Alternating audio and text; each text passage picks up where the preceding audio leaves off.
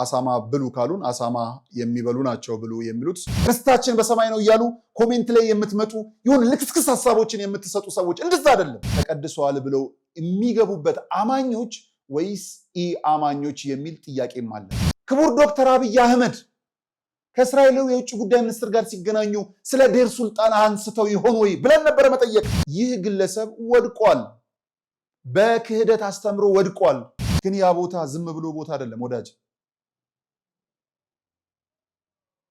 ለግጦሽ ወይ ለእርሻ ብለህ እዚህ መሳሪያ እንደምትመዘዝበት አይነት መሬት አይደለም። የተባረከ መሬት፣ የተልከሰከሰ ክህነት ያላችሁ የሀገረ ስብከቱ ሰራተኛ ወይ ኃላፊዎች ወድቃችሁ የሳር ውስጥ እባብ ሆናችሁ ተናክሳችኋል። ቤተክርስቲያንን ተናድፋችኋል። እንደው በድንግል ማርያም እንኳን አንድ መሆን ያቃታችሁ በአቡነ ገብርኤል አንድ ነን ለማለት የምትሞክሩ 150 ማትሞሉ ሰዎች ታስቁኛላችሁ። እናቶች በባህሪያቸው ደካማ ናቸው። ችግሩን ፀሐዩን ሀሩ መቋቋም አይችሉምና እድሉ ለነሱ ይሰጣቸው ብለው ይሄን እድል ሰጥተውን የኛ ተሰራለን። እዚህ ጎጆ 4 5 ሆነን እናራለን። አልበቃም ሲል ደግሞ ከደጅ ነው እንደዚህ በቃ ሆሎ የምናድር ማለት ነው። ምንም አማራጭ የለም። ሀብሌ ላይ አገዳ ምናምን ስለማይገኝ ከፍተም ስለሚበላው ራሱ በግዥም ስለማይገኝ ያው ከተት ብሎ ከመቻል ውጭ ሌላ አማራጭ የለም። አስፈለገ ደግሞ ኬንዳ የሚለብሱት ነገር በውስጥ እንደዚህ አድርጎ በውስጥ ሰውየውጭ ሊለብስ ይችላል። ላስቲክ ለብሳችሁ ነው የምታድሩት። የኛ ሲሰራ ደግሞ እነሱ ደግሞ አሁንም ያሉት ከባዶ ከበረሃው ላይ ነው ወድቀው ያሉት። ልክ እኛ ድሮ ላይ እንደነበር ነው ማለት ነው። ከዚህ በኋላ ከገዳማያኑ የምትቀበሉት እምነት ነው። ከገዳማያኑ የምትወስዱት ጸበል ነው። ከገዳማያኑ ደርሳችሁ መታችሁ የምትወስዱት ጸሎት ነውና እነዚህን ለመውሰድ ስትመጡ አባቶቻችሁ ደክመው አባቶቻችሁ ጎሬ ስር ወድቀው ማየትን የመሰለ ክፉ ነገር የለምና ምናልባት እግር ጥሏችሁ ስትመጡ አባቶቻችሁ ወድቀው እንዳታገኙ አደራ ድጋፋችሁን አድርጉ። እስካሁን ስላደረጋችሁልን በጎ አድራጎት ሁሉ እኛ ስንለምናችሁ የነበረውን ሁሉ ስላሟላችሁልን የኛን የልቦና መሻት እንደፈጸማችሁልን መልአኩ ቅዱስ ሚካኤል ደግሞ የእናንተንም የልቦና መሻት ይፈጽምልኝ።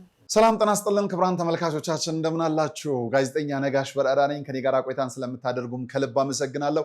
ዛሬም እንደወትሮ ሁሉ እጅግ በጣም አስገራሚና አወዛጋቢ የሆኑ ጉዳዮችን ይዤ መጥቻለሁ።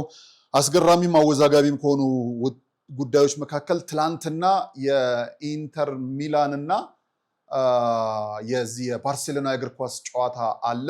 እሱን እንደዚሁ በደንብ እነግራችኋለሁ በጣም በሚያስገርም መልኩ። ምን አገናኘው ከቤተክርስቲያን ጋር የምትሉኝ ከሆነ እነግራችኋለሁ ወደ ኋላ ላይ። ከዛ በፊት ግን በጣም በሚገርም መልኩ ምን ሆነን ነው የሚያስብሉ ነገሮች በቤተክርስቲያናችን እየተደረጉ ነው ያሉት።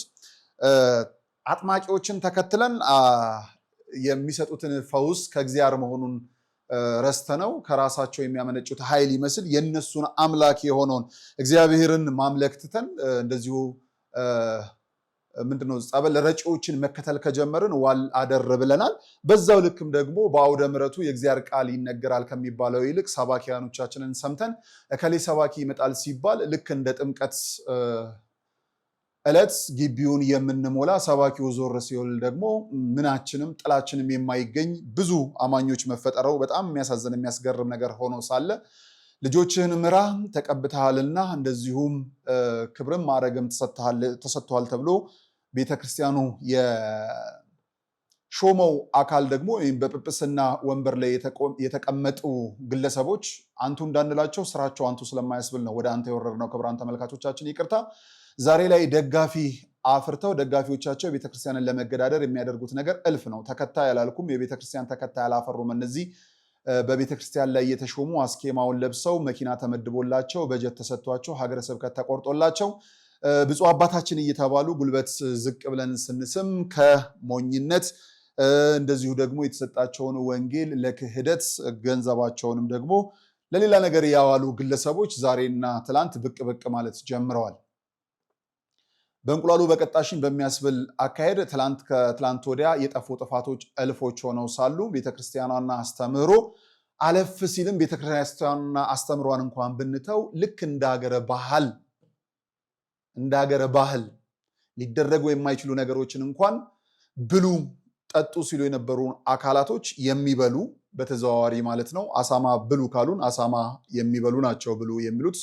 አህያ ብሉ የሚሉት ያው ዝርያቸውም ከዛው የሆነ ሊሆን ይችላል። ከቤተ ክርስቲያኑ አስተምሮ የራቁ ግለሰቦች መበራከታቸውን ተከትለው ዛሬ በአባትነት ደረጃ ላይ ተቀምጠው የአባቶችን ተግሳጽ፣ የአባቶችን ምክር፣ የአባቶችን ውሳኔ አልሰማም ብለው ያፈነገጡ አካላት ከወደቀ ጋራ ሊወድቁ የተንገዳገዱ ደግሞ ሰንበት ተማሪ ነን፣ የሀገር ሽማግሌ ነን፣ የሀገረ ስብከቱ ሰራተኛ ነን የሚሉ አካላትን እየተመለከትን ነው። በጣም በሚያስገርም በሚያሳዝን መልኩ በአምቦ ከተማ ተካሄደ የተባለው በቤተክርስቲያን ምርቃት ላይ ሳይቀደሱ መቀደስ አለ ወይ ብለን ከዚህ በፊት አንስተን ነበረ እና እኚህ ግለሰብ ወይም አባት ተብለው የተሾሙት በጊዜያዊነት ታግደው በታቅቦ እንዲቆዩ ቢባልም የራሳቸውን ቅድስና አፍርሰው ቤተ መቅደሱን ቀድሻለሁ ሲሉ ከምን አንጻር እንደሆነ ባይገባኝም ተቀድሰዋል ብለው የሚገቡበት አማኞች ወይስ ኢ አማኞች የሚል ጥያቄም አለ።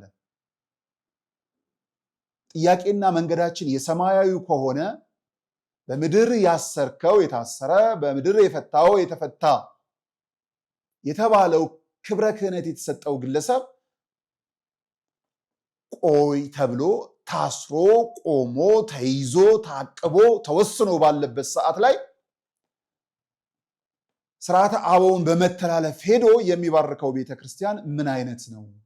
እየተጣላን ያለነው ለሰማያዊ ቤት ነው ወይስ በምድር ላሉ ግለሰቦችን ተንተርሰን የግል ፍላጎታችንን ማስፈጸሚያ ነው የሚል እጅግ የሚያስተሳዝብ ከሃይማኖቱ ሳይሆኑ ወደ ሃይማኖቱ የተጠጉ ጋቢና ሸማቸውን እንደ ሀገር ባህል እንኳን መደረብ ሲኖርባቸው አውልቀው በዘመናዊነት መልኩ በከረባት ታንቀው የቤተክርስቲያን ሳይሆኑ ለቤተክርስቲያን ታጥቀው ተነስተው ለመውጋት ማለት ነው የመጡ አካላት ከብፁዕ አቡነ ገብርኤል ጋር ነን ማለት ከጀመሩ ዋል አደረ ብለዋል። ጉዳዩ ይሄ ከብሔር በላይ ነው። ክቡራን ተመልካቾቻችን ከብሔር ጋር አታያይዙት። መልካሙና ደጉን የዋሁን ማህበረሰብ ከዛ ጋር አታገናኙት። ለዚህ የተሳሉ፣ ለዚህ የተሰለፉ፣ ለዚህ የተከፈላቸው፣ ለዚህ የለፈለፉ ጥቂቶች የማያውቁትን አሰልፈው የሚመጡበት አካሄድ ከምድር ባንጠብቅም ከሰማይ ግን ቅጣቱ እልፍ እንደሆነ አንጠራጠርምና ፍርድን ለሰማዩ እንተዋለን። ግን በምድር ሂደት ውስጥ አንድ ነገር መናገር ፈልጋለሁ። አይደለም ሰው ከወደቀ ሰው ጋር ይቅርና ከወደቀ ስርዓት ጋር እንኳን አይጓዝም። ስርዓት አብቅቶለታል ይባላል በሀገራችን 20-30 ዓመታትን ይሄዳል። ስርዓቶች እንግዲህ እንዳየናቸው ታሪክን ስንመዝናቸው በስብሰናል ወድቀናል ያለን ስርዓት እንኳን አይከተልም ሰው በግዙፍ ይሆን። ይህ ግለሰብ ወድቋል፣ በክህደት አስተምሮ ወድቋል። አለፍ ሲልም ብፁዓን አባቶች ለውሳኔ እንዲመቻቸው በበዓት ተወሰነ ቆይ ሲሉት እምቢ ብሎ ተላልፎ ሄዷል። ግለሰብን ተላልፎ ግለሰብን ደግፎ መሄድ የት ድረስ እንደሚያደርስ አላውቅም። አንድ ስህተት ይሰራና እንዲሆነ እንበል። አሁን ያሉ ብፁዓን አባቶች የቅዱስ ሲኖዶስ አባላትም ተሳሳቱ እንበልና ይሳሳታሉ የሚል እምነት ስለሌለን ተሳሳቱ እንበልና ብፁዕ አቡነ ገብርኤልን ሊያስተማርኩት ትምህርትም ስህተት ነው ብሎ ይቅርታ ጠይቆ እንኳን በብፁዕነታቸው ይቀጥሉ ብለው ቢወስኑና ሀገረ ስብከት ቢቀይሩ እናንተ ተከተለናል የምትሉ የተልከሰከሰ ክህነት ያላችሁ የሀገረ ስብከቱ ሰራተኛ ወይ ኃላፊዎች ወድቃችኋል። የለም በሰውኛ እንኳን ተንቃችኋል። አይደለም በአንዱ ኃያሉ እግዚአብሔር ይቅርና የሐዋርያት ቅብብሎሽን አደናቅፋችኋል፣ እንቅፋት ሆናችኋል። የሳር ውስጥ እባብ ሆናችሁ ተናክሳችኋል። ቤተክርስቲያንን ተናድፋችኋል። ስርዓቷን ሲሆንላችሁ ሲያድላችሁ ቀኖና ሰጥታችሁ ወደ ንስሐ የምትመልሱ ለናንተ ማን ይቁም? በህብረት ቆማችሁ እንዲህ ውስጥ ካላችሁ እግዚአብሔር እንደው ደጉን ቀን ያምጣው። ይሄ ከምድር የመጣ ፈተና በሰማያዊ አምላክ እናልፈዋለን። ሆን ተብሎ ከአራቱም ማዕዘን ብቻ ሳይሆን ሌላ ማዕዘን ተፈልጎ 6 እና 8 ማዕዘን ሆኖ ቤተክርስቲያኗን ለማስጨነቅ የመጣ ግን በአለት ላይ የጸናች ግንብ ስለሆነች ልክ እንደ በረሃ አሸዋ እየነፈሰ ትጠፋላችሁ እንጂ ከነችግራችሁ ቤተክርስቲያኗ አትነካም። መሰረቷ ጉልላቱ ወዳጅ በምንም ተአምር በዛ ቤት ያሉ በመንፍቅና ህይወት ውስጥ ያሉ ሰዎች ናቸው ቋሚ ተሰላፊዎች። በምንፍቅና ህይወት ውስጥ ያሉ በጣም በሚያስገርም አባታችን እያሉ እንደ አንድ ሀገረ ስብከት እያዘውና ውሰዷቸው፣ ችግር እኮ የለውም። ሌሎችም እልፍ በክህነተ በነገራችን ላይ ወንድማችን ደምረው ወደ ቤተ ክርስቲያን ተደምሯል። ሰሞኑን ድቤ ያልደለቅነው እልል ያላልነው በሰማይ ቤት ደስታ እንደሚሆን እናምናለን። ግን በሰዎች መምጣትና በሰዎች መሄድ የምንጠቀመው የምንጎዳው ምድራዊ የሆነ ነገር የለም።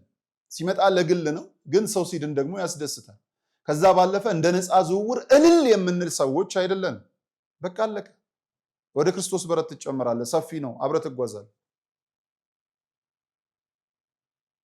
በምንፍቅና ውስጥ ያሉ አካላት ዛሬ ጠበቃ ሆነው የመጡበት ወይም ደግሞ ብፁዕ አቡነ ገብርኤል ዛሬም ድረስ ለቤተ ክርስቲያኗ ስርዓት ባለመታዘዝ ለምንፍቅናው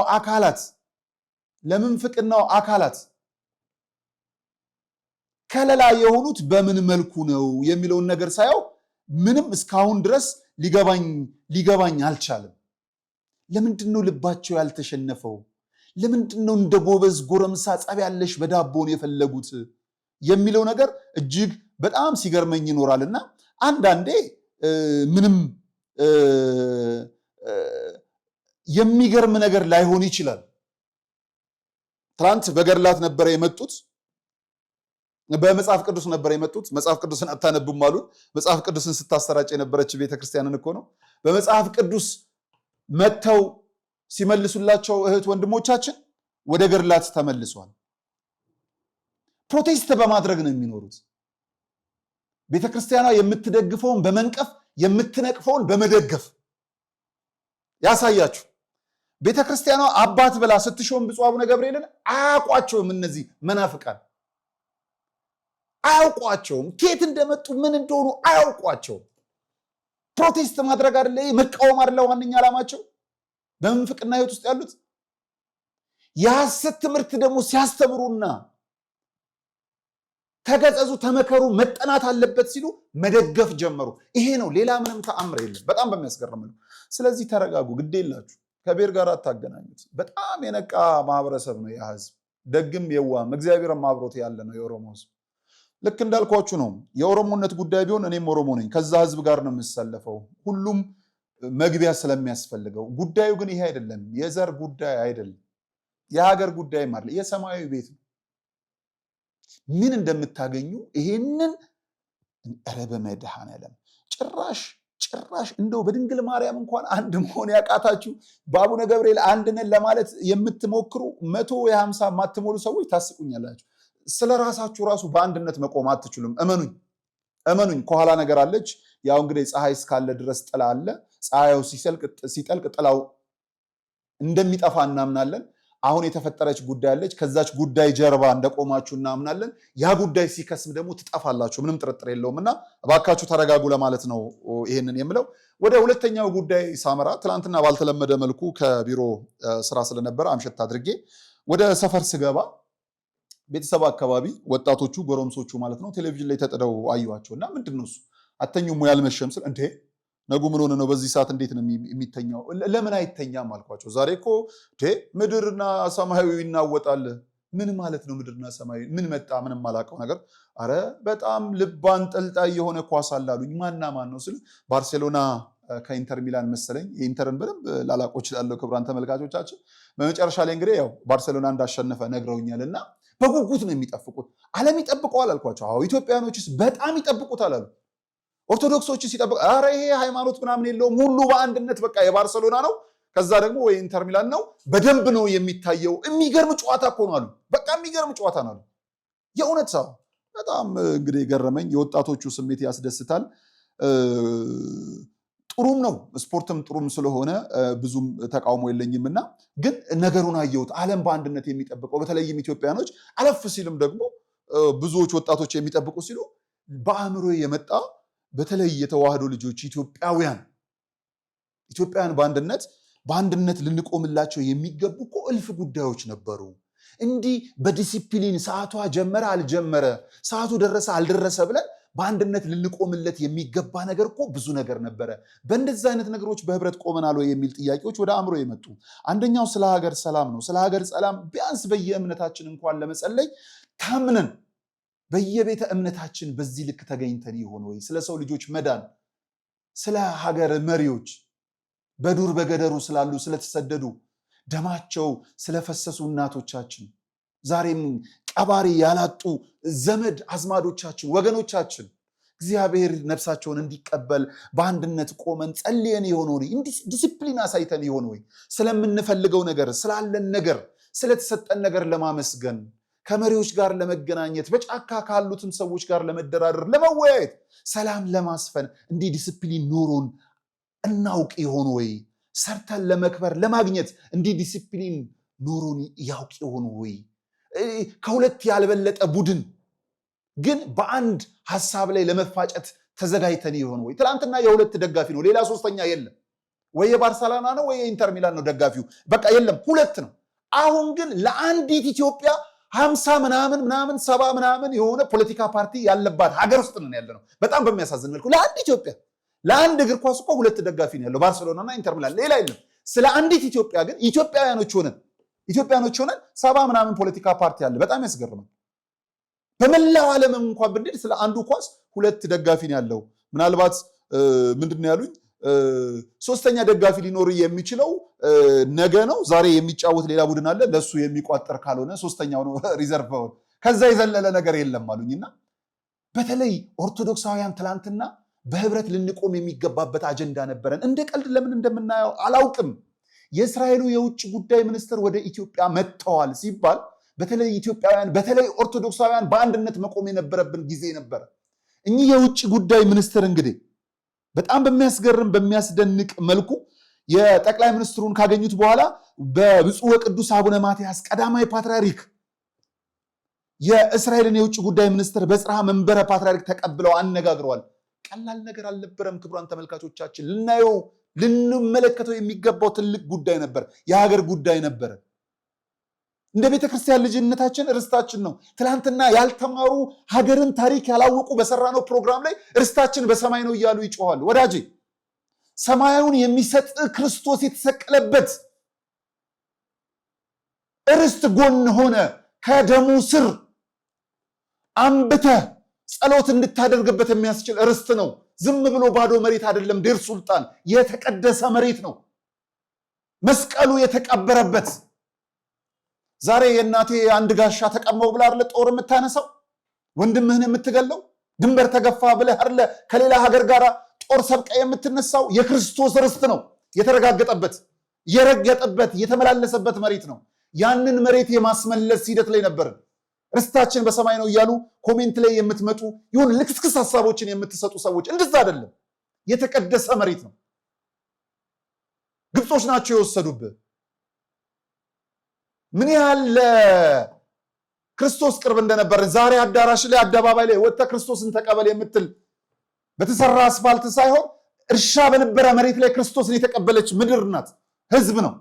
ያንን ርስት ነው አስመልስና ክርስቶስን ቆመ ስበክበት። ለማያምኑ ለመጎብኘት የመጡት ሂድና እዛ ሰበካቸው ክርስቶስ። ያን ርስት ይመለስልህ ነው። ታሪኩን መናገር ብቻ ሳይሆን እውነቱን የምታሳይበት። ዴር ሱልጣን ትልቅ ርስታችን። ይህ የውጭ ጉዳይ ሚኒስትር ወደ ሀገር ቤት መጥቷል። አንድ የሙዚቃ ባለሙያ ወደ እስራኤል ገብቶ ነበር። እዛ ባለንበት ሰዓት ብዙ ሰዎች ሲንጫጩ ስንመለከት ነበረ። ያን የሙዚቀኛ ለመቃወም ሙዚቀኛውን ከመቃወም ጥያቄም ካለ ምንድነው እሱ ሌሎችም ነገሮች ካሉ ዋናው ባለቤቱ እዚህ መጥቶ ነበር። በአንድነት የምንቆምበት ለድጋፍም ለተቃውሞ በአንድነት የምንቆምበት። ለምንድን ነው የምንፈልገውን ማወቅ የተሰናን ያገኘነውን መጠበቅ ያቃተን የሆንን? አየ እኚህ የውጭ ጉዳይ የእስራኤል ጠቅላይ ሚኒስትሩ ከትልቅ ሀገር ነውና ወደ ትልቅ ሀገር የመጡት ትልቅነትን በልካቸው ያውቁታል። የሀገሪቱን ጠቅላይ ሚኒስትር ካነሱ በኋላ ካወሩ ካወያዩ በኋላ ወደ ብፁዕ ወቅዱስ አቡነ ማትያስ ቀዳማዊ ፓትርያርክ ወደ ታላቋ ቤተክርስቲያን ነው የሄዱት። የታላቋን ቤተክርስቲያን አባት ነው ያነጋገሩት። ትልቅ አጀንዳ ስለሚያገናኛቸው፣ ትልቅ የሚያስተሳስር ገመድ ስላላቸው።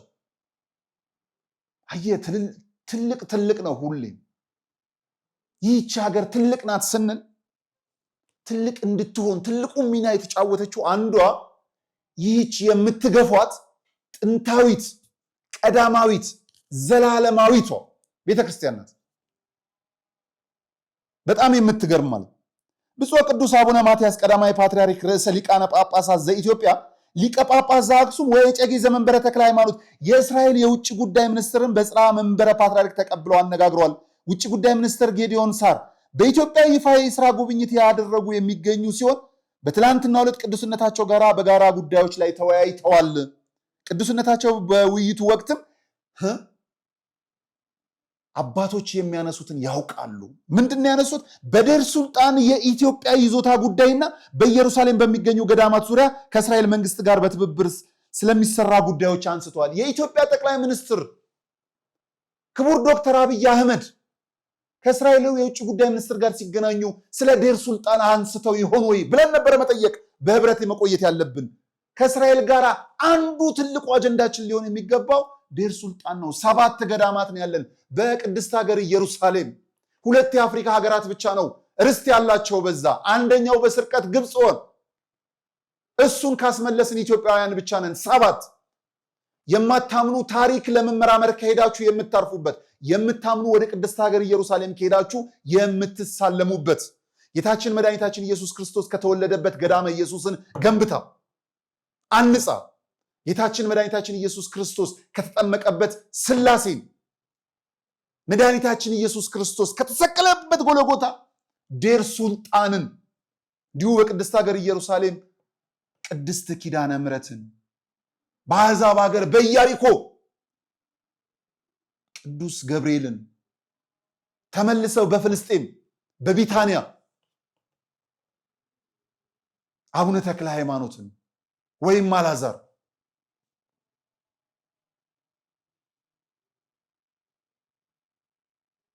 ይህቺ ቤተክርስቲያን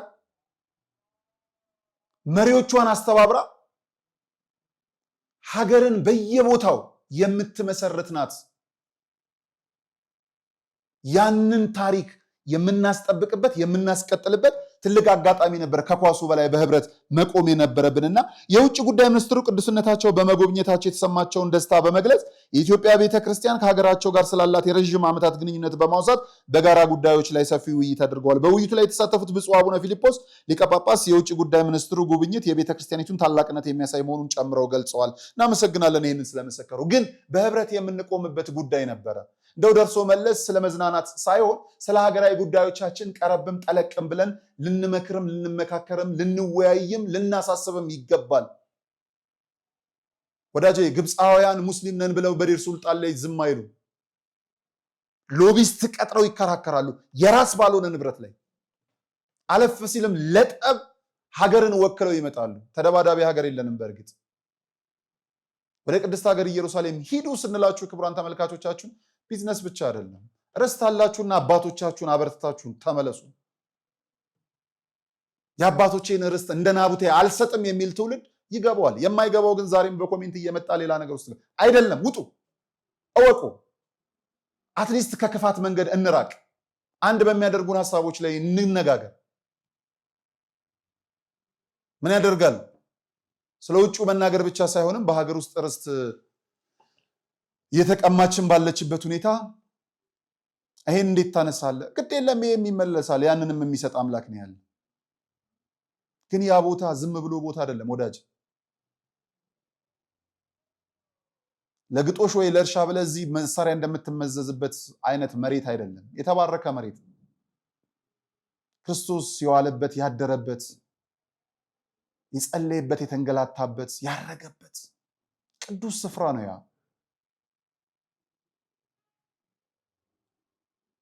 ሕግን ስርዓትን ያስተማረበት ሐዋርያቱን ያሰማራበት የመረጠበት እመቤታችን ቅድስት ድንግል ማርያም ያደገችባቸው መከራ ያየችባቸው ቦታዎች ናቸው እነዛ። ሐዋርያቱ የተሰደዱበት መንፈስ ቅዱስ የወረደበት የሰው ልጅ ድህነት የታወጀበት ቅዱስ ስፍራ ነው። እንደዚህ አይደለም እንደዛ አይደለም። እና በጋራ ጉዳዮቻችን ላይ አንድ ሆነን ቆመን ብናይ ደስ ይለኝ ነበረ። እግዚአብሔር ሰላማችንን ይመልስልን። በአባትነት ቦታ የተሾሙትን አባት አድርጎ ያሳየልን። ሲሆን እንደ ትላንት እንደ በቀደሙ በምን አቅሜ በምን ብቃቴ የአባትነት ቦታው ይከብደኛል እከሌማ አባቴ ሊሆኑ ይገባል ብሎ ስልጣንን የሚያሳልፉ አባቶችን ያምጣልን። የተቀቡ የተሾሙን ደግሞ በእድሜ በጤና ያቆይልን። ዛሬ አንዱን ጻድቅ ለማድረግ ሌላውን መኮንን ተጀምሯል። ብፁዕ አቡነ እንድርያስ ላይ ደግሞ ዘመቻ ተፈጽሟል። ወዳጄ ብፁዕ አቡነ እንድርያስ ጥላቸው ይከብዳቸዋል። ሌላውን ተውት፣ ጥላቸው ይከብዳቸዋል። ጭራሽ አቡነ እንድርያስን ደግሞ ብፁዕ አቡነ አባታችን አቡነ እንድርያስን በጉባኤ ንቅያ ማብቂያ ላይ ተብሎ አንድ ዘመቻ ለማምጣት ካፈርኩ አይመልሰኝ የሌባ አይነ ደረቅ የሚባል ነገር ከምታነጻጸሩት ሰው ጋር ወይም ደግሞ ራሱን ያነጻጸርከው ሰው ግለሰብ አባት ነኝ ተብዬ ጥላቸው ይከብዳል። የብፁዕ አባታችን አቡነ እንድርያስ ሌላው ይቅር ጸጋቸውን ወይም ሌላቸውን ትተን ጥላቸው በዛ ልክ መዳፈርም የሚያስፈልግ አይመስለኝም። አቤቱ አምላካችን ጠነጠጡ ፈረጠጡ ከሚለው ሰውረን፣ ትላንት አንተ ጋር ነበርኩ ዛሬ ግን የለውም ከሚለው ከንቱ ጸጸት አድነን። ሀገራችን ሰላም አድርግልን። እናት አባቶቻችን ጧሪ ቀባሪ እንዲያገኙ እንጂ በሜዳ ወጥተው ተሸማቀው አልቀው የማናይበትን ጊዜ ያምጣልን። ወጣቶች ተምረው ሰርተው ተድረው ወልደው ዘር የሚተኩበትን አገር ሰላም የምትሆንበትን ለመሪዎቻችንም ልብን ጥበብና ማስተዋልን ሰተ መረጋጋትን እንድታደለን እመኛለሁ። ሰላም እግዚአብሔር ከሁላችን ጋር ይሁን። ወደ ቅድስት ሀገር ኢየሩሳሌም እንግዲህ ርስታችን ብለናል። ጃንደረባው ጉዞ ወደ ቅድስት ሀገር ኢየሩሳሌም ይሁዳ አቢሲኒያ ለእርገት የሚደረገው ጉዞ ሊጠናቀቅ በጣም ጥቂት ቀን ቀርቶታል። ነጋሽ ሚዲያ እና የጃንደረባው ጉዞ ወደ ቅድስት ሀገር ኢየሩሳሌም አሳልመን እንመልሳችኋለን። ርስት አላችሁ፣ ርስታችሁን ጎብኝታችሁ፣ አባቶች አሉ፣ አባቶቻችሁን አብርታችሁ ጌታችሁ መድኃኒታችን ኢየሱስ ክርስቶስ ከተወለደበት እስካረገበት ያሉ ቅዱሳን ቦታዎችን ተሳልማችሁ ተባርካችሁ እንድትመለሱ የእርሱ የአምላካችን ቅዱስ ፈቃድ ይሁንልን። በውጭ ሀገር ያላችሁ እናት አባቶቻችሁን ለዚህ ክብር አብቋቸው። እናንተም አብራችሁ ስጋ ወደሙን ውሰዱ። በስጋ እናት አባት የለንም የምትሉ በመንፈስ እናት አባቶች አላችሁ። የሚቀጥለው ፋሲካ የሚቀጥለው ልደት ላይ የመንፈስ አባቶቻችሁን መነኮሳትን ወደ ቅድስት ሀገር ኢየሩሳሌም የመሄድ ዘመቻን እንጀምራለን። ነገ እጅ እንዳያጥራችሁ ከዛሬ ጀምራችሁ አንድ አባት መውሰድ ፈልጋለሁ፣ ይሄንን ማድረግ ፈልጋለሁ፣ ከዚህ ገዳም መነኩሴን ውሰድልኝ፣ ከዚህ ገዳም እናቶችን ውሰዱልኝ፣ ይጸልዩልን በሉ። እንዲጸልዩላችሁ ከፈለጋችሁ መነኮሳቱን እንግዲህ ለሚቀጥለው የልደት በዓልም እግዚአብሔር የዛ ሰው ይበለን። እንደዚሁ ደግሞ የትንሣኤ እንወስዳለንና ጸሎት እንዲያደርጉላችሁ ስለ ሀገራቸው እንዲያለቅሱ እንዲጸልዩ ስለናንተም ብለው ጸሎት እንዲያቀርቡ የበኩላችሁን አድርጉ። ከስር በምትመለከቱት 0972080808 ለመመዝገቡ እንዲሁ መነኮሳቱንም ጭምር የዘውትር ተስፋቸው የሆኑ ማየት እየፈለጉ ግን ማየት ያልቻሉ ጥቂት በማድረግ ግን እናንተ አሳይታችኋቸው እልፍ በረከት ወደ ቤታችሁ እንዲገባ የምትፈልጉ የተዋህዶ ልጆች ካላችሁ ደውሉልኝ። አባቶችን በምትሰጡን አሰባስበን አሳልመን እንመልሳለን። እግዚአብሔር የዓመት ሰው ይበለን። ሰላም እግዚአብሔር ከሁላችን ጋር ይሁን። መልካም ጊዜ። እናቶች በባህሪያቸው ደካማ ናቸው። ችግሩን ፀሐዩን ሀሩ መቋቋም አይችሉምና እድሉ ለነሱ ይሰጣቸው ብለው ይሄን እድል ሰጥተውን የኛ ተሰራለን። እዚህ ጎጆ 4-5 ሆነን እናራለን። አልበቃም ሲል ደግሞ ከደጅ ነው እንደዚህ በቃ ሆሎሎ የምናድር ማለት ነው። ምንም አማራጭ የለም። ሐምሌ ላይ አገዳ ምናምን ስለማይገኝ ከፍትም ስለሚበላው ራሱ በግዥም ስለማይገኝ ያው ከተት ብሎ ከመቻል ውጭ ሌላ አማራጭ የለም። አስፈለገ ደግሞ ኬንዳ የሚለብሱት ነገር በውስጥ እንደዚህ አድርጎ በውስጥ ሰውየው ሊለብስ ይችላል። ላስቲክ ለብሳችሁ ነው የምታድሩት። የኛ ሲሰራ ደግሞ እነሱ ደግሞ አሁንም ያሉት ከባዶ ከበረሃው ላይ ነው ወድቀው ያሉት። ልክ እኛ ድሮ ላይ እንደነበር ነው ማለት ነው። ከዚህ በኋላ ከገዳማያኑ የምትቀበሉት እምነት ነው። ከገዳማያኑ የምትወስዱት ጸበል ነው። ከገዳማያኑ ደርሳችሁ መታችሁ የምትወስዱት ጸሎት ነውና እነዚህን ለመውሰድ ስትመጡ አባቶቻችሁ ደክመው አባቶቻችሁ ጎሬ ስር ወድቀው ማየትን የመሰለ ክፉ ነገር የለምና ምናልባት እግር ጥሏችሁ ስትመጡ አባቶቻችሁ ወድቀው እንዳታገኙ አደራ ድጋፋችሁን አድርጉ። እስካሁን ስላደረጋችሁልን በጎ አድራጎት ሁሉ እኛ ስንለምናችሁ የነበረውን ሁሉ ስላሟላችሁልን የኛን የልቦና መሻት እንደፈጸማችሁልን መልአኩ ቅዱስ ሚካኤል ደግሞ የእናንተንም የልቦና መሻት ይፈጽምልኝ።